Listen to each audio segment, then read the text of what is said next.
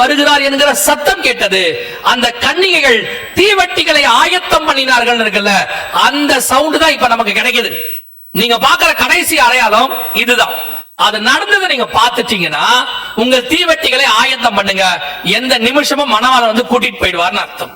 இயேசு சொன்ன இத்தனை காரியங்களும் இவ்வளவு துல்லியமாய் 2000 வருஷம் கழித்து நம் கண்களுக்கு முன்பாக நடக்குமானால் அவர் வருவேன் என்கிற வாக்கு தத்தமும் துல்லியமாய் நடக்கும். எந்த விதமான மாற்று கருத்தும் அதில் இல்லை. அல்லேலூயா. ஒருவேளை கர்த்தருக்கு சித்தமானால் அந்த வருகையை பார்க்கிற கூட்டத்தில் நீங்களும் நானும் இருப்போம். அதில் பிரவேசிக்கிற இடத்தில் நீங்கள் நானும் இருப்போம். அல்லேலூயா. இது முதலாவது பட்டயத்தினாலும் என்று வேதம் சொல்லுகிறது. இது 6ஆம் அதிகாரம் 8ஆம் வசனம் வெளிப்படுத்தின விசேஷத்தில் சொல்லப்பட்டது. இரண்டாவது பட்டயத்தினாலும், அடுத்து பஞ்சத்தினாலும். மிக பெரியதான ஒரு பஞ்சம், தண்ணி பஞ்சம், சாப்பாட்டு பஞ்சம் எல்லாம் வரும். 2023 ஐநா சபையிலிருந்து ஒரு மிகப்பெரியதான ஒரு அறிவிப்பு வெளியாகிருக்கிறது. அந்த அறிவிப்பை கவனிங்கள். நாங்கள் சொன்னால் ஏதோ உங்களை பயமுறுத்துகிறோம் என்று நீங்கள் நினைப்பீர்கள். கொரோனா வருவதற்கு முன்பதாக 2018 ஒரு அறிவிப்பை அவர்கள் வெளியிட்டார்கள். மிகப்பெரியதான ஒரு பேண்டமிக், அதாவது ஒரு கொள்ளை நோய் வரப்போகிறது என்று சொன்னார்கள். அப்பொழுது அதை எடுத்து நாங்கள் சொல்லும் பொழுது அவங்க இப்படிதான் பயமுறுத்துறதா இவங்க வேலை அப்படி என்று சொன்னார்கள். 2019 லாஸ்ட்ல வந்துச்சு. 2020 லாக்டவுன் போட்டாங்க. ஆனா 2018 ஐநா சபை சொல்லிருச்சு. சொன்னது ஐநா சபை தான். ஐநா சபை சொல்லுதுன்னு தான் நாங்க சொன்னோம். சொன்ன ஐநா சபையை விட்டுட்டாங்க. எடுத்து சொன்ன எங்களை தான் முடிச்சுக்கிட்டாங்க. இவருக்கு இதே வேலை அப்படின்னு சொன்னாங்க. இப்பவும் திருப்பியும் அடுத்த திருத்தமா சொல்றேன், இதை சொல்லி இருக்கிறது யூஎன், ஐநா சபை, அதாவது யுனைடெட் நேஷன்ஸ், அவங்க சொல்லி இருக்கிறார்கள். கவனியங்கள், இது அவர்கள் சொல்லி இருக்கிறது. ரஷ்யா உணவு தட்டுப்பாட்டால் உலகம் பேரழிவை சந்திக்கும் என்று ஐநா பொதுச் செயலாளர் அன்டோனியோ குட்டரஸ் எச்சரிக்கை விடுத்துள்ளார். ஜெர்மன் தலைநகர் பெர்லினில் பணக்கார மற்றும் வளரும் நாடுகளைச் சேர்ந்த அதிகாரிகள் பங்கேற்ற கூட்டம் நடந்தது. இந்த கூட்டத்தில் கலந்து கொண்டு பேசிய ஐநா பொதுச் செயலாளர் அன்டோனியோ குட்டரஸ், பருவநிலை மாற்றம், கொரோனா ஆகியவை முன்னெப்பொழுதும் இல்லாத அளவிற்கு பட்டினி பிரச்சனையை உருவாக்கின என தெரிவித்தார். உணவு கிடைக்காத பிரச்சனை உலக அளவில் உணவு தட்டுப்பாடாக மாறும் என்றும், உணவு தட்டுப்பாட்டால் உலகம் பேரழிவை சந்திக்கும் எனவும் எச்சரித்தார். உணவு தட்டுப்பாட்டால் உலகம், இதே தான் அவங்க கொரோனா வருவதற்கு முன்பதாக சொன்னாங்க. மிகப்பெரியதான ஒரு வைரஸ் வருகிறது, அதனால் உலகம் மிகப்பெரிய பேரழிவை சந்திக்கும் என்று சொன்னார். அவங்க சொல்லி 2 வருஷத்துல அது வந்துச்சு.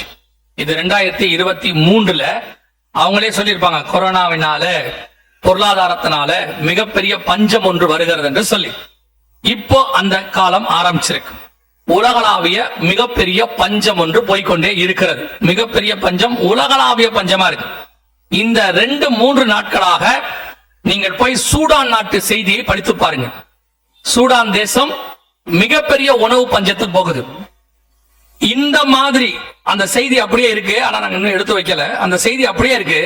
சரித்திரத்துல இத்தனை கோடி பேர் பட்டினியால் சாகிறத நீங்க பார்க்கவே முடியாது. அப்படி ஒரு சம்பவம் சூடான்ல நடக்க போகுதுன்னு எழுதியிருக்கிறாங்க. பல கோடி பேர் ஒருவேளை ஆகாரம் இல்லாமல் இருக்கிறார்களாம். அவர்களுக்கு என்ன சாப்பிடுறதுன்னு கூட அங்க யோசிக்கவே முடியாதாம். அவ்வளவு மோசமான நிலைமை சூடான்ல போயிட்டு. இது சூடான் என்பது நமக்கு சொல்றாங்க. ஏற்கனவே இதுக்கு முன்பாக மடகஸ்கர் பகுதி, ஹைத்தி பகுதி எல்லாம் மிக மோசமான நிலைமை இருந்தது. இது அப்படியே கொஞ்சம் கொஞ்சமாக உலகளாவிய ஒரு பக்கம் மிகப்பெரிய பஞ்சம் ஒன்று போகுது. 2030க்குள்ள இந்தியால மட்டும் 9 கோடி பேருக்கு சாப்பாடு இருக்காதுன்னு சொல்றாங்க.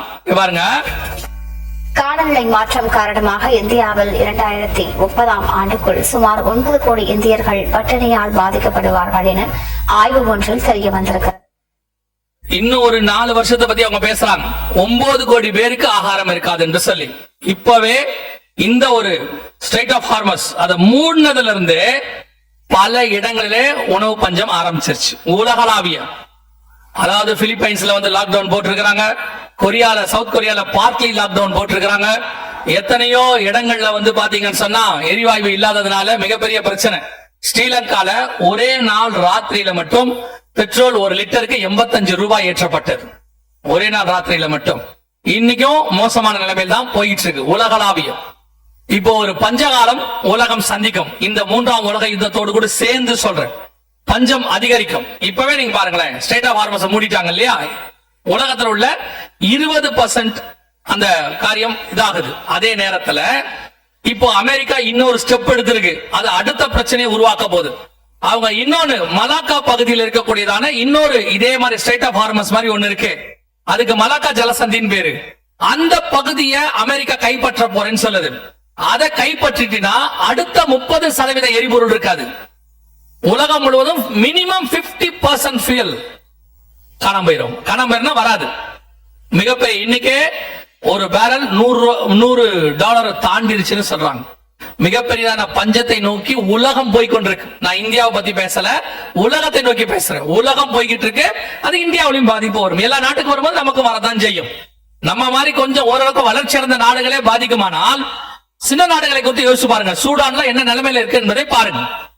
மிக மோசமான பஞ்சகாலம் ஒன்று வருகிறது என்று ஐநா முன்னெச்சரிக்கை நடவடிக்கை எடுக்க சொல்லியிருக்கு, முன் அறிவித்திருக்கிறது. ஆண்டவர் சொன்ன 6ஆம் அதிகாரம் 8ஆம் வசனத்தினுடைய 2வது பகுதி. இது வெறும் தண்ணி பஞ்சத்தை மட்டுமல்ல, அடுத்து மிகப்பெரியதான இப்ப நீங்களே பார்த்திருப்பீங்க, ஃபியூயல் மட்டும் பாதிக்கப்படல, ஃபெர்டிலைசர் பாதிக்கப்பட்டிருக்குது இல்லையா? விவசாயம் எல்லாம் என்ன பண்ணுது பாதிக்கப்பட்டிருக்கு. அது மட்டும் பாதிக்கப்படல, மத்திய கிழக்கு நாடுகள்ல தண்ணி, அவங்க எல்லாம் தண்ணி காசு வாங்கி கொடுத்தா குடிப்பாங்க, அது பாதிக்கப்பட்டிருக்கு. இப்ப குவைத்து போன்ற நாடுகள்ல எண்ணெய் எல்லாம் அவங்க தாக்கினதுனால அடுத்த நிலைக்கு உலகம் மிக மோசமான கிளைமேட் கண்டிஷன் அடுத்து பாதிக்கப்பட்டிருக்கு. சோ ஒரு ஆய்வு அன்னைக்கு படிச்சேன். அவங்க சொல்றாங்க இப்ப வரைக்கும் ஏற்பட்டிருக்கிறதான விளைவுகள் குவைத்துல, கத்தார்ல, யுஏஇல இவங்க அடிச்சது விளைவுகள் இருக்கு இல்லையா, இத சரி பண்றதுக்கு 5 வருஷம் ஆகுமா? இப்ப வரைக்கும் நடந்தது மட்டும் சரி பண்றதுக்கு மினிமம் 5 இயர்ஸ் ஆகுமா? யோசிச்சு பாருங்க. அது அடுத்த லெவலுக்கு யுத்தம் போகுது. அதை சரி பண்றதுக்கு எத்தனை வருஷம் ஆகும்னு பாருங்க. அதுல பிரதானமா பாதிக்கப்படுவது உணவு தான். இப்ப நமக்கு உணவு பஞ்சம், தண்ணீர் பஞ்சம், உலகளாவிய பஞ்சம், இதை ஒட்டி காத்து பஞ்சம், நல்ல காத்து கிடைக்காது, அதுவும் வரும். இதெல்லாம் ஒரு பக்கம் உலகளாவிய நடக்க ஆரம்பிச்சிருக்கு. இது 2வது. 3வதாக அதே 6ஆம் அதிகாரம் 8ஆம் வசனத்துல வேதம் சொல்லுகிறது சாவினாலும். இந்த சாவு என்பதற்கு இயற்கை பேரழிவு. இயேசு கிறிஸ்து மத்திய 24 பூமி அதிர்ச்சிகள் என்று சொல்லுகிறார். இந்த இயற்கை பேரழிவு, பூமி அதிர்ச்சி, இப்ப நீங்க பார்த்துட்டு இருக்கிற இந்த காலகட்டம் தான் பூமி அதிர்ச்சிகளுடைய உச்ச காலம் என்று பூமி அதிர்ச்சிகளை ஆய்வு செய்யறவங்க சொல்றாங்க. இந்த 10 வருஷத்துல மட்டும் கவனிச்சீங்கன்னா, இந்த 10 வருஷத்துல மட்டும் இவ்வளவு பூமி அதிர்ச்சி நடந்திருக்கு. நீங்க அந்த ரெட் கலர் டாட்ல பாக்குற எல்லாமே பூமி அதிர்ச்சி. இந்த 10 வருஷத்துல எவ்வளவு தெரியுமா? 1,00,000க்கும் மேல பூமி அதிர்ச்சி நடந்திருக்கு. இதுதான் உலகத்துல உண்டான இந்த கிரியேஷன் நமக்கு தெரிஞ்சதுலயே இவ்வளவு அதிகமான பூமி அதிர்ச்சிகள் நடந்த காலம்னு சொல்றாங்க. இந்த ரெட் டாட்ஸ் நீங்க பாக்குற அத்தனையும் பூமி அதிர்ச்சி. இது 2025 வரைக்கும். 2026 நடந்தது கணக்குல இல்ல. ஒரே ஒரு வருஷத்துல மட்டுமே 10,000 பூமி அதிர்ச்சி நடந்திருக்கு.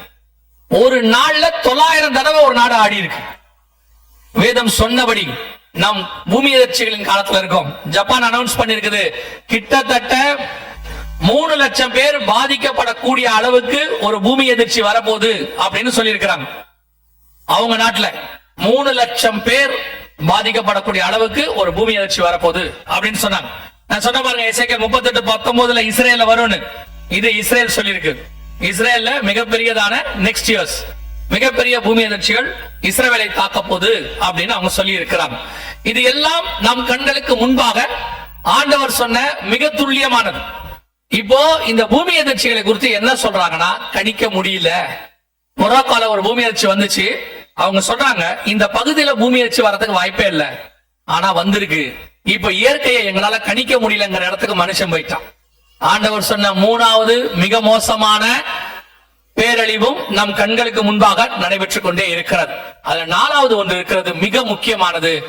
பூமியின் துஷ்ட மிருகங்கள், பூமியின் துஷ்ட மிருகங்களினாலும் பூமியின் காற்பங்கில் உள்ளவர்களை. அந்த துஷ்ட மிருகம் என்பதை நீங்க 2 விதத்தில் எடுத்துக்கொள்ளலாம். ஒன்று, நேரடியாய் மிருகங்கள் மூலமாக ஏற்படக்கூடிய அழிவு அப்படின்னு வச்சுக்கலாம், அது ஒரு பக்கம் இருக்கும்.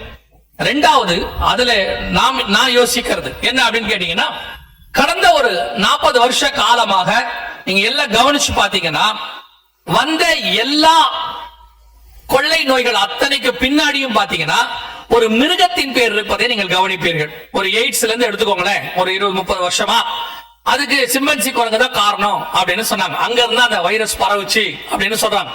அப்ப நமக்கு தெரிஞ்சிருக்கிறபடி அடுத்து பன்றி காய்ச்சல், பறவை காய்ச்சல், குரங்கு ஃபீவர், இப்போ வந்து மங்கி ஃபீவர் ஒண்ணு கேரளால வந்துச்சு, உங்களுக்கு தெரியும். மத்திய கிழக்கு நாடுகள்ல கேமல் ஃபீவர், அதாவது ஒட்டக காய்ச்சல் அப்படின்னு ஒண்ணு வந்தது, அதுவும் உங்களுக்கு தெரியும். அது மட்டுமல்ல, எபோலா வவ்வால்ல இருந்து வந்துச்சுன்னு சொன்னாங்க. இப்போ இந்த கொரோனா வந்த போது கூட சைனால உள்ள மிருகத்தின் மார்க்கெட்ல இருந்து அது பரவுச்சு அப்படின்னு சொன்னாங்க. ஆனா இதுல இருக்கிற எல்லாத்துக்கும் பின்னாடியும் ஒரு ஒத்துமை இருக்கும். அதை மட்டும் கவனிச்சீங்கன்னா உங்களுக்கு புரியும். என்னன்னு பாத்தீங்கன்னா, லேவியராகமத்தின் புஸ்தகத்துல கர்த்தர் எதெல்லாம் துஷ்டம் இருக்காமன்னு மென்ஷன் பண்றாரோ அதுல 90% இப்ப வரக்கூடியது எல்லாம் அதுல உள்ளதாக தான் இருக்கும். அது வவ்வாலாக இருக்கட்டும், குரங்காக இருக்கட்டும், பன்னியாக இருக்கட்டும், அல்லது வந்துட்டு மத்த எந்த காரியங்களையும் நல்லா கவனிச்சு பாத்தீங்கன்னா, பெரும்பான்மையானவைகள் எல்லாம் பைபிள்ல சொல்ற துஷ்ட மிருகம்னு ஆண்டவர் எதை மென்ஷன் பண்றாரோ அதன் பேரில தான் இப்ப எல்லாமே வருது, எல்லா நோய்களும் வருது. ஒரு 90 to 95% நான் உங்களுக்கு சொல்றேன். இது துஷ்ட மிருகங்களினால் வரக்கூடியதான மரணம் என்று வேதம் சொல்லும். அதனுடையதான ஒரு வெர்ஷன் அல்லது ஒரு விளக்கமாக நீங்க வச்சுக்கொள்ளலாம்.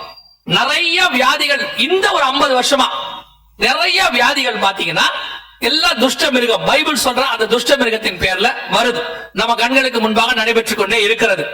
இது இன்னும் வரும், இதுக்கு அடுத்த லெவலுக்கும் போகும். இப்ப கொரோனாவை பத்தி என்ன சொல்லி வச்சிருக்காங்க அப்படின்னு கேட்டீங்கன்னா, அடுத்த வருஷன் கொரோனா ஒன்று வருகிறது. அது ஏற்கனவே இருந்ததை விட மோசமாக வரப்போகுது. இதை நான் சொல்லல, இங்க இருக்கு பாருங்க, இது அவங்க சொல்றாங்க. அவங்க என்ன சொல்றாங்கன்னு கேட்டீங்கன்னா, ஒரு காரியம் வரப்போகுது, இதுவரைக்கும் கொரோனால வந்ததல்ல, அதை விட மோசமானது ஒன்று வரப்போகுது அப்படின்னு சொல்றாங்க. இது அவங்களே அனௌன்ஸ் பண்ணிருக்காங்க பாருங்க. கொரோனாவை விட மோசமான மற்றொரு பெருந்தொற்றை எதிர்கொள்ள தயாராக இருக்குமாறு உலக சுகாதார நிறுவனத்தின் தலைவர் டெட்ராஸ் அதானம் எச்சரித்துள்ளார். கொரோனாவை விட மோசமான ஒரு பெரும் தொற்று எச்சரிக்கையாக இருக்கும்படி WHO வேர்ல்ட் ஹெல்த் ஆர்கனைசேஷன் சொல்லுது. இது அடுத்த வருஷன். அது மட்டுமல்ல, இது ஏதோ அவங்க சும்மா ஒரு அனௌன்ஸ்மெண்ட் கொடுத்தாங்கன்னா இல்ல, இங்க பாருங்க, இது இவங்க சொல்லி இருக்கிறாங்க. UK அதோடையதான இப்ப நம்ம எப்படி FDA சொல்லுவோம், ஃபுட் அண்ட் ட்ரக்ஸ் அட்மினிஸ்ட்ரேஷன் அமெரிக்கால சொல்லுவாங்க, அதாவது மருத்துவ மற்றும் உணவு கழகம் அப்படிம்பாங்க. அது UKல உள்ளது ரொம்ப ஸ்ட்ராங். அவங்க சொல்றாங்க, கொரோனா வைரஸ் போன்று புதிய பெருந்தொற்று எப்போது வேண்டுமானாலும் உலக நாடுகளை தாக்கலாம். இங்கிலாந்து தொற்று நோய் நிபுணர்கள் எச்சரிக்கை. அதாவது அடுத்த மிகப்பெரிய பேண்டமிக் ஒன்று உருவாகிறது என்று நம்ம சொல்ல, இதெல்லாம் அவங்க சொல்றாங்க. WHO சொல்லுது. அவங்க என்ன சொல்றாங்கன்னா, உலக நாடுகளோடு கூட ஒன்று பெருசா வருது, நாங்கள் உங்களுக்கு உதவி செய்யறோம், இப்பவே எங்களோட ஒப்பந்தம் பண்ணுங்க, அதாவது நம்முடைய மருத்துவம் எல்லாத்தையும் எங்க கண்ட்ரோல்ல கொடுங்க அவங்க கேட்கிறாங்க. இது வேற ஒரு இடத்துக்கு கொண்டு போகுது. ஆனா இப்ப 4வது காரியத்தை மட்டும் நான் சொல்லிக்கிட்டு இருக்கிறேன், அதாவது 6, 8 மட்டும் உங்களுக்கு பேசிக் கொண்டிருக்கிறேன். சோ இப்போ ஆண்டவர் சொன்னபடியே துல்லியமாக 4வது வருது. இது இல்லாமல் இப்போ இன்னொன்னு நடந்திருக்கு, அது ரொம்ப ஆபத்தானது. அது அவங்க தான் அனௌன்ஸ் பண்றாங்க. அவங்க என்ன சொல்றாங்க பாருங்க. கொரோனாவை விட 100 மடங்கு ஆபத்தான வைரஸ்கள் ஆஸ்திரேலிய ஆய்வகத்திலிருந்து மாயமாகி இருப்பதாக அந்நாட்டு அரசு அறிவித்திருப்பது உலக நாடுகளை அதிர்ச்சிக்குள்ளாகும். கொரோனாவை விட 100 மடங்கு ஆபத்தான வைரஸ்கள் ஆஸ்திரேலிய ஆய்வகத்திலிருந்து மாயமாகி இருப்பதாக அந்நாட்டு அரசு அறிவித்திருப்பது உலக நாடுகளை அதிர்ச்சிக்குள்ளாக்கியுள்ளது. இது 2015 ஜனவரியிலே காணாம போயிருச்சு. உலகத்துல இருக்கக்கூடியதான மிகச்சிறந்த லேப் அது.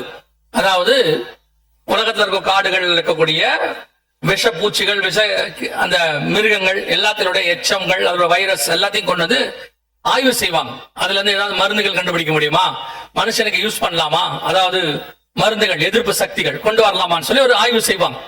உலகத்துல இருக்கக்கூடியதான ஏறக்குறைய 316 வைரஸ் காணும். இப்போ 316 வைரஸ் காணும். காணாம போய் ஒரு 1.5 வருஷம் ஆக போகுது, 1.25 வருஷம் ஆகுது.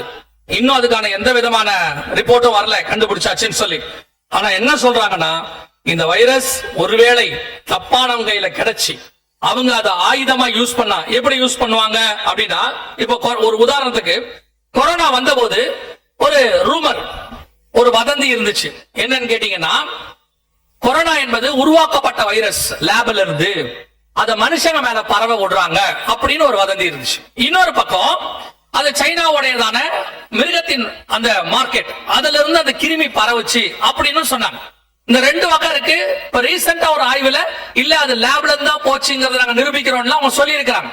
அந்த மாதிரி ஒருவேளை இந்த லேப்ல இருந்து இந்த வைரஸை எடுத்து தப்பானவங்க கையில கிடைச்சா உலக மக்கள் தொகையில 15% பேரை கொல்ல முடியுமா, அந்த அளவுக்கு அது வீரியம் வாய்ந்ததுன்னு அனௌன்ஸ் பண்ணிருக்காங்க.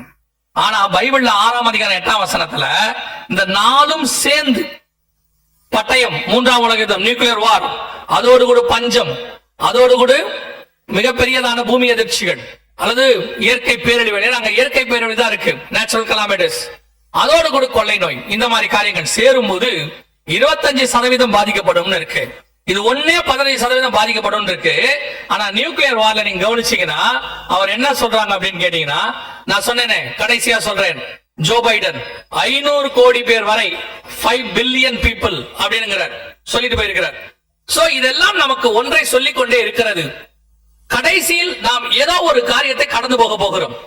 நம் கண்களுக்கு முன்பாக வேதத்தில் தீர்க்க தரிசனமாய் சொன்னவைகள் 2000 வருஷம் கழித்து நிதர்சனமாய் நடக்குது, நம்ம கண்ணுக்கு முன்னாடி நடக்குது. இதெல்லாம் அவங்க கொடுத்திருக்கிற எச்சரிப்பு. நான் இவ்வளவு நேரம் சொன்னதெல்லாம் உலக பிரகாரமாய் WHO-வும் அமெரிக்க அதிபர்களும் அல்லது புவியியல் ஆராய்ச்சியாளர்களும் யுத்த வல்லுநர்களும் என்னென்னலாம் சொல்லி இருக்கிறாங்களோ அதனுடையதான எச்சரிப்பு காரியங்களை சொன்னோம். ஆனால் இதையெல்லாம் 2000 வருஷத்துக்கு முன்பதாகவே வேதாகமம் எச்சரிப்பு கொடுத்திருக்கு. ஆண்டவர் நமக்கு எழுதி கொடுத்திருக்கிறார். அந்த காலகட்டம் இப்பொழுது வந்திருக்கு. அதுக்கு முன்னாடி அடையாளமாக நடக்கும் என்ற அவர் சொன்ன காரியங்களும் நடந்திருக்கு. எனவே அவர்களும் சொல்றாங்க, வேதமும் சொல்லுது, அந்த காரியங்கள் நம் கண்களுக்கு முன்பாக வருகிற காலங்களில நடக்கும். எப்படி 2018 கொரோனா வரதுக்கு முன்னாடி WHO சொல்லுச்சோ வந்துச்சோ, அதே மாதிரி இவ்வளவும் அவங்க தான் சொல்லி இருக்கிறாங்க. கொரோனாவை விட மோசமானது ஒன்று வரப்போகிறது, மிகப்பெரிய பூமி எதிர்ச்சி ஒன்று வரப்போகுதுன்னு ஜப்பான் சொல்லுது, மிகப்பெரிய உலக யுத்தம் ஒன்று வருகிறது என்று உலக வல்லுநர்கள் சொல்றாங்க.